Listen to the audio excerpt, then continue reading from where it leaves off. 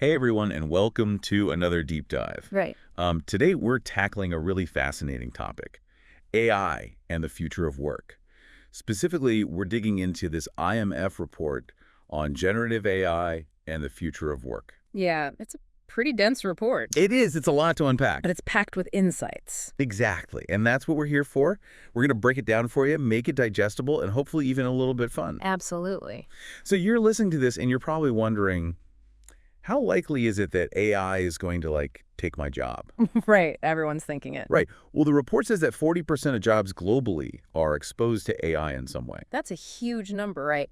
But here's the thing. AI exposure doesn't automatically equal jobocalypse. Okay, thank goodness. Right. The report makes a key distinction between AI replacing jobs entirely versus AI complementing those jobs. Okay, so explain it to me like I'm 5. What does complementarity actually mean in this context? So imagine AI is this super smart assistant that can take over some of your tasks. For example, let's say you're a surgeon. You have years of training, incredible dexterity. You make critical decisions every day. AI can analyze scans, assist with precision surgery, even suggest diagnoses. But it can't replace your judgment, your experience, your ability to react to unexpected situations. Gotcha. So it's like AI is like the Robin to your Batman. You're still the superhero, but AI provides you with the tools and information you need to be even more effective. Exactly. High exposure to AI, but also high complementarity. And this is where it gets really interesting because the report found that advanced economies have the highest concentration of these high complementarity jobs. Interesting. So we're talking about countries like the US, UK, Japan. Exactly. Mm. Think about all the jobs that rely on analyzing information, making complex decisions. Those are the skills that AI is getting better and better at. And those skills are more common in advanced economies. Okay, but those are also the countries that are leading the way in AI development. It seems counterintuitive that they'd be the most vulnerable. It does, Right. but think of it this way. They're the first ones through the door of this AI revolution. So naturally, they're going to feel the impact more immediately, but they're also the best positioned to adapt and benefit. That's a really good point. It's not all doom and gloom, but let's dive a little deeper into these differences. The report mentioned a pretty significant gap in AI exposure between advanced economies and emerging markets. Right. The report states that while 60% of jobs in advanced economies are exposed to AI, that number drops to about 40% in emerging markets and even lower in low-income countries. Wow, that's a huge difference. What's driving that disparity? It comes down to the types of jobs that are prevalent in each economy. Emerging markets and low-income countries often have a higher concentration of jobs in sectors like agriculture or manufacturing, where AI adoption is happening at a slower pace. Okay, so we've been talking about like these big global trends, but let's get down to like you and me as individuals. How does this actually play out based on, our own personal circumstances? Yeah, that's the question, right? Like, what does this actually mean for me? Exactly. And the report really digs into that. It looks at gender, education age, all those factors that make up our individual, work lives. So give us the download. What did they find? Okay, so let's start with gender. On the surface, it looks like women face higher AI exposure overall.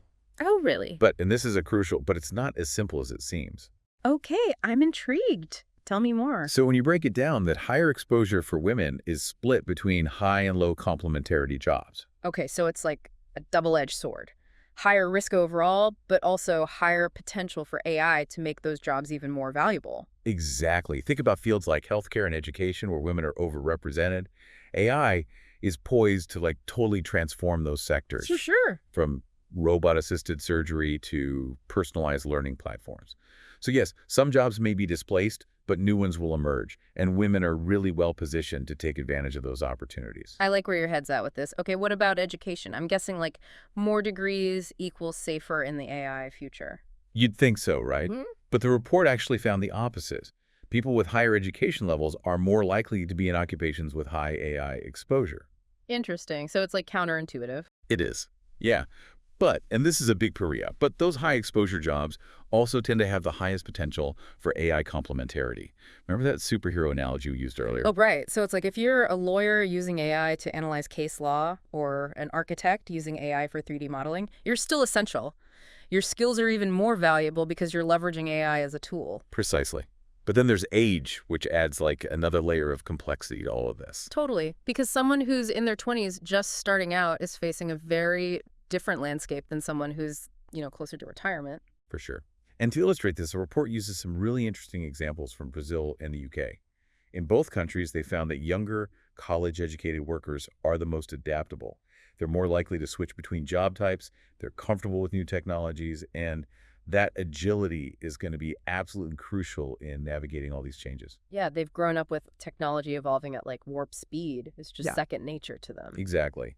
But for older workers, especially those in high exposure, low complementarity roles, Yeah. it's a tougher road. If they lose their jobs, they often have a harder time finding similar work. They might not have the same access to retraining opportunities, or they may face age discrimination in the job market. Yeah, it's tough. And it's not just a personal tragedy. It's like a huge problem for the economy as a whole if you have this like big segment of experienced workers who are left behind. Absolutely. And that's why the report really emphasizes the need for policies that support retraining and reskilling, especially for those who are later in their careers. Yeah, make sure everyone has the opportunity to thrive in this new world. Exactly. All right, let's talk about like the thing everyone's thinking about when it comes to the future. Money. Is AI going to make us all millionaires, or are we all going to be out of jobs and broke? Well, if a report tells us anything, it's that it's complicated. Shocker. So no straight answers, just more questions. Well, there are some answers. Mm-hmm. The report identifies 3 key ways that AI is probably going to impact our wallets: Mm-hmm. labor displacement, complementarity, and overall productivity gains. Okay, so the first two we've already touched on, but that last one, what's that about? So that's about AI making the entire economy like way more efficient, fewer errors, faster innovation, things like that. Got it. More efficiency equals more money, right? Well, in theory, a more efficient economy should mean higher incomes for everyone. Emphasis on in theory. The report uses the UK as a case study, right? What did they find actually happens? So their modeling suggests that even if we see these big productivity gains, we could still see greater labor income inequality. So break that down for me. How does that work? Basically, if AI makes certain jobs way more productive thanks to that whole complementarity thing, Mm-hmm. but those jobs are mostly held by people who are already making good money, it can actually widen the gap between the rich and the poor, because the benefits of AI wouldn't benefit everyone equally. So even if the pie gets bigger overall, those who already had the biggest slices end up with even bigger slices. Yeah, that's one possible outcome. But the report also says that if AI really boosts overall productivity, like significantly, then incomes for everyone could go up. It's just those at the top would still see the biggest gains. So it's like this weird race where we need those overall gains to be big enough to outpace the potential for making inequality worse. Pretty much. Yeah. But there's actually one more piece of this whole puzzle, and it's a big one. Capital income. Okay, and remind me what capital income is again? So it's the money you earn from owning things, Yes. stocks, bonds, real estate, Yeah. and yeah, even intellectual property like patents on AI technology. So Okay. the people who own the AI, the tech companies, the big investors, they're the ones who are really going to see the big bucks. Yeah, exactly. So even if some workers get raises because of AI, the wealth gap between those who have assets and those who don't, Hmm. that could actually get worse. Wow. Okay. So it's not just about a robot taking your job. It's about who owns the robots in the first place, right? Yeah. And how do we make sure that everyone benefits from this new technology? Exactly. And that's what makes this report so important. It's not just numbers and data. It's a real call to action for policymakers, for business leaders, for all of us to think about these issues and try to create a future where everyone has the opportunity to thrive. It's a lot to think about. And on that note, that's all the time we have for today's deep dive into AI and the future of work. We'll be back next time with another fascinating topic. But until then, thanks for listening.